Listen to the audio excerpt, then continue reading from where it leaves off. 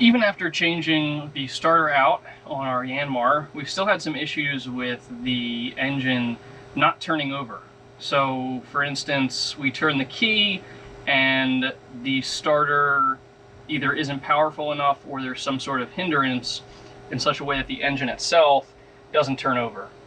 So we did a little bit of research, and one of the flaws of these older Yanmar engines, this is a boat from '98 for reference, is that the solenoid for the starter, which is back over behind there, I can't see it from this angle, but the solenoid is powered from a wire that runs essentially from the battery all the way up to the cockpit and then all the way back down to the solenoid.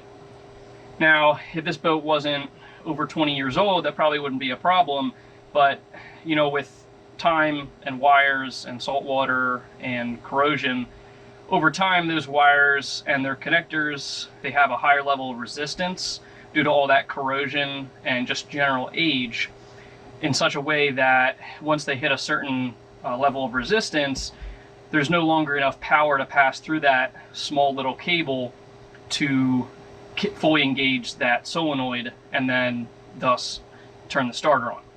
So as a common workaround for this, a lot of people online were saying to install a automotive relay.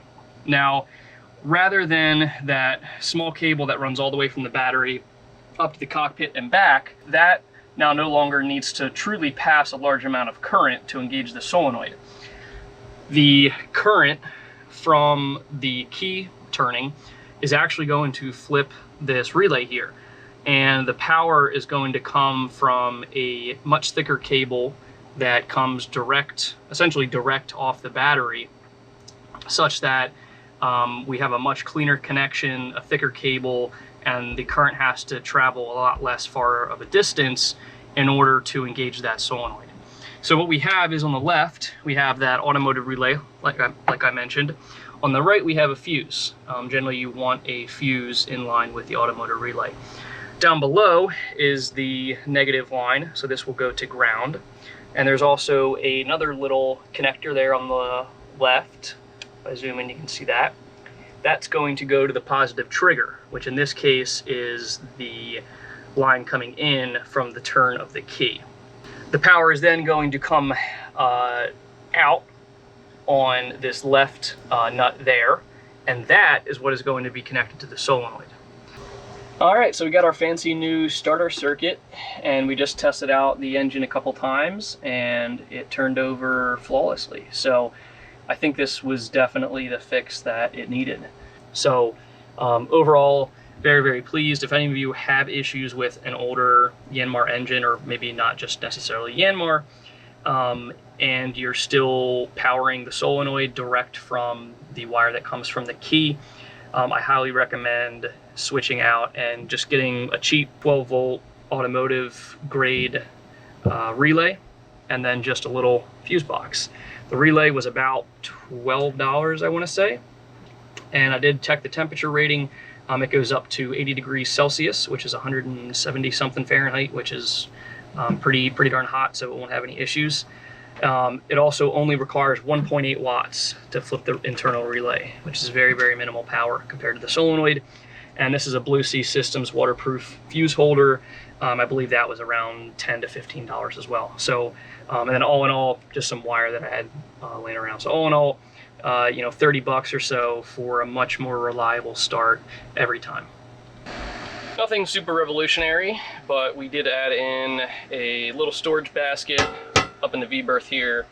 We got my new Makita light acting as the camera light here. So you can see as you come in and enter the V-berth, right now there's a ton of stuff up here, kind of using it as storage. We'll clean it out when we have guests, but you can see here, got a nice little basket, and I mounted it just high enough so that we can fit things like the toolbox under it if we need to, or for instance, we have some laundry detergent here. And I wanted it in close proximity to the outlet, such that if we have a guest over and they're charging their phone or what have you, they can, you know, use the charger and then set their phone in the basket, or their, you know, tablet or laptop or whatever. It's pretty big, pretty large size, so should be good for the guests. We have, I think, one of the worst rainstorms we've ever had since getting the boat today.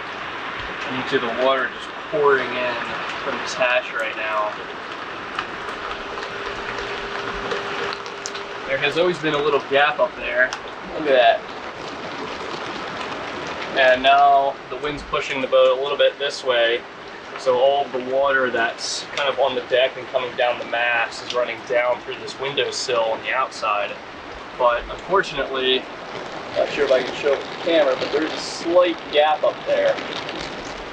Hence all of this water coming in. It's never come in like this before. This is crazy. You can see the amount of rain coming down. If I come around back here, it is really coming down hard. You can see those trees over there. They're not too far out, but you can see how obscured they are from the rain. We now have our second wire hooked up to the clean 12-volt panel. You can see I've taken that off there.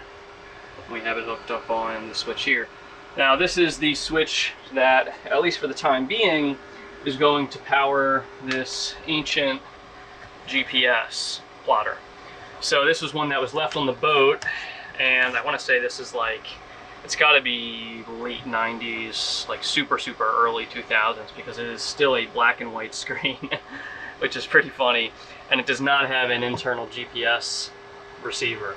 So these cables here you see coming off of it are some of the cabling, the power, the NEMA 2000, and a couple other of assorted connections. So I've run the wire through back behind the panel, and right now it's just sitting there. So what I'm going to do is drill a hole up here, up top here, down into behind the electrical panel. That way I can tie in the power cables to the power switch on the clean 12 volts. Now, this doesn't necessarily need clean 12 volts, obviously, because it is a boat GPS plotter. But the reason I'm putting it on the clean 12 volt system is that I can control it individually, and there really isn't much power loss converting dirty 12 to clean 12. So rather than sitting it here on the instruments or the VHF, because we're really only going to be using it when we're inside the cabin and you know, potentially at anchor, therefore we wouldn't want all of the instruments on outside and the VHF and everything on outside. That would be a little bit excessive in terms of battery draw. It's always important to make sure you label as you're wiring in your boat. So you can see here I have labeled the 24 volts step up, 10 amps max, and over here on the right the clean 12 volts 25 amp max. Now in best case scenario I would also label the cables themselves. However, unfortunately I don't have a label maker right now that allows me to print either wraparound labels or the slip-on labels. So for the time being I have to follow the cables, and the future owner will have to follow them as well. But it's always nice to, when you can, try to label things, just so that when either you come back and revisit it a couple of years from now, or a future owner visits it for the first time, they have somewhat of an idea as to what exactly they're looking at. We do have another big storm coming in, as you can see from the sky and all of the rocking between my boat and the boat next to us. But the good news is that I did get our old GPS unit set up. So you can see that it is a black and white screen. I do have it centered kind of on the Annapolis area. The interesting thing is that it does not actually, at least from what I can see, it does not appear to show depths. Now it might if I do a little finagling with it potentially, but right off the bat it does not show any depths or anything like that. But it does at least will show you, you can see it has your ground speed, track, closing speed, whatever that is, I have no idea, bearing, distance, course, how far you're off course, position, latitude, and longitude, and then also your position, UTM.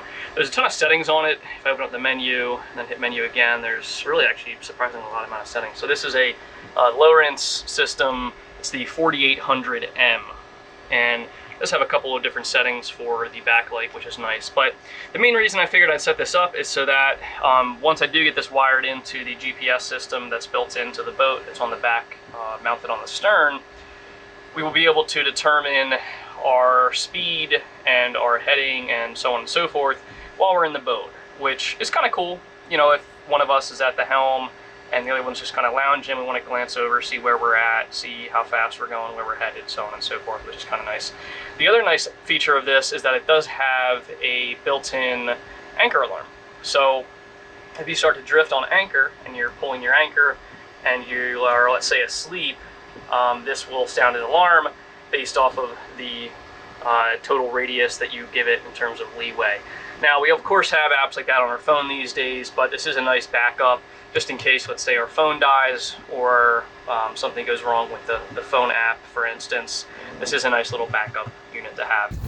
We're down here taking off the lettering on the boat. So you can see the old lettering. There you can see some of the outlines still on the Leah from the Leah Marie. And I'm using my Whizzy wheel, which I love. And also, once I get the actual sticker itself off, I use the magic eraser with a little bit of water just to get the edge of these letters off. Now the funny thing is I can actually see there's an older name under the Leah Marie. It looks like N.A. something, and then the rest of it's kind of faded out, but it's kind of interesting. But yeah, it's coming off pretty well, and just gotta finish up getting the Marie off, and I'm probably gonna have to purchase another Whizzy wheel because it was about this long when I bought it, I think, so it's already starting to go down. Looking good. And the sunset turned out to be actually pretty nice, and the contrast of the green I think fits very nicely. So I'm liking it, but got to go do the other side now. Well, we definitely had a little bit of excitement today. I was at the office, and the Hurricane Ida was coming up, essentially coming up the United States, and there was actually a tornado that touched down about 4 or 5 miles north of here, according to all the reports I've seen online. We didn't get any damaging wind here at the marina, but I just wanted to come back, make sure everything was okay. Apparently we did have some power surges here and there, but the power seems to be okay on the boat right now. Apart from that, the tide is like crazy high right now, but it's actually supposed to be around like mid-tide or so, I want to say. So we're lucky that it didn't pass through here and hit right around full high tide, because I'm sure the water would have definitely been a lot higher, because it is the current water level is not what it is stating online. It is much higher than that. It was actually really hard to get onto the boat. Always good with the boat. Glad to see that everything's fine. Everything's relatively dry inside. Did rain a ton here, so it was probably a good test for a lot of the changes we've made with trying to plug up some of the leaks and all of that. So everything's good and safe and dandy, but just figured I'd share my experience, since it's not every day that a tornado passes about 4 or 5 miles north of your house or your boat if you don't live on a boat. Hello friends. So unfortunately our toilet seat hinge has cracked after, I'm assuming, 20+ years of use, if it is the original head toilet seat. And I wanted to share a quick bit of information that a lot of you may not know right off the bat, since I also myself did not know before I purchased this toilet seat. It turns out that Bemis is actually the manufacturer that provides the toilet seats to the majority of the marine head manufacturers. So that's going to be your Jabscos, your Raritan, so on and so forth. The thing is that if you buy it with the Jabsco name on it or the Raritan name on it, it's going to be somewhere around $70. Whereas if you buy it direct from Bemis, I purchased this on Amazon, I'll put the link down in the description. This seat, which is actually smaller than a standard household seat, so you can't, if you have a compact marine head, you can't just put a standard toilet seat on it like one you put on in your home. It's slightly smaller. The distance between the little connector here that goes on to the enamel or the porcelain part of the toilet to the front is different length. But I just wanted to share this with you all because it is a huge savings, and you're essentially going to get the same exact toilet seat, since Bemis supplies those companies for installation on the toilets. So might save you $50. Now I know this definitely isn't the most exciting thing that I've ever filmed on this channel, but I did want to highlight that unfortunately sailing isn't always fun, and it's not always drinking rum and enjoying fair winds and the sunshine. It's also doing things that you don't like to do, such as fixing toilet seats. So figured I'd film this just so we get a fair share of what it actually looks like to live on a sailboat and have to tend and maintain it.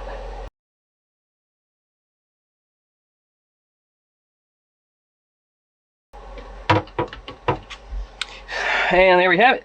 We're all finished. One thing to note is that when you're putting these screws on, or the nut slash bolt on, the convex portion, you can see that's the convex side, the one that looks like a little kind of mushroom, that part actually goes up. And that's because it needs to fit into the curvature of a little area where the bolt passes through. Thus it gets completely centered as it goes up due to that kind of mushroom shape. So here we go.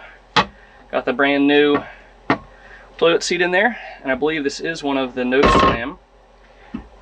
Maybe not. I don't think it is one of the no slam ones, unless I have to tighten one of these hinges.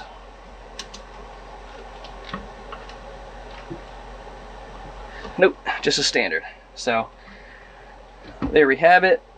We've got a nice new seat, nice and white, and as you can see, Bemis. For reference, the old one, which also says Bemis.